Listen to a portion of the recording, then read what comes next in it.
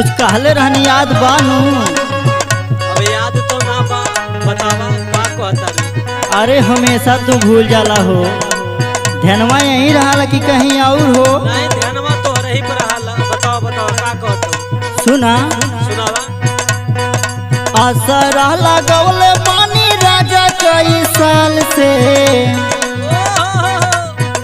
हाँ हाँ आसरा लगौले पानी राजा कई साल से।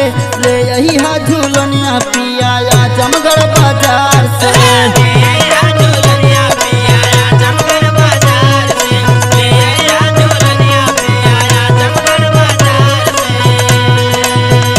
अरे आजमगढ़ बाजार से हो, आजमगढ़ बाजार से। ले यही हा झूलनिया पिया आजमगढ़ बाजार से।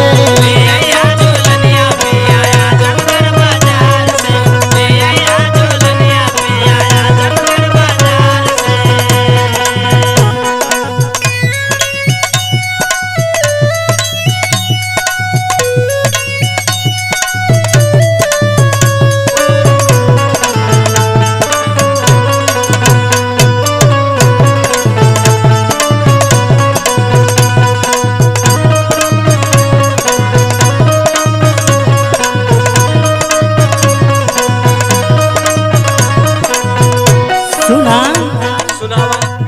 हमेशा कहिला तू कौनो न कौनो बहाना या कौनो बात के टाल देला, ठीक है। अरे पगली आजमगढ़ जाए ना पावत है यहाँ।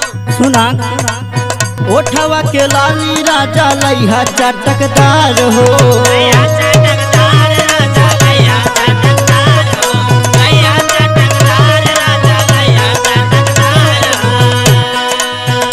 हाँ ले लिहा बजारिया से सूट सलवार हो।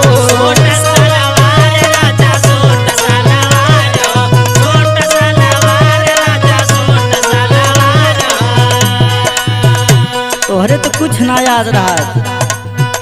अरे जितना दूसरे पे ध्यान देला उतना हम पे ध्यान देता तो काहे ऐसा दिन न देखे के पड़त। अरे ऐसा कोनो बात ना, बोल बोल। सुना सुनाओ। हाँ ओठवा के लाली राजा लिहा चटकदार हो। ले लिहा बजरिया से सूट सलवार हो। कवनो सामान नहीं हटे हो ध्यान से, कवनो सामान नहीं हटे हो ध्यान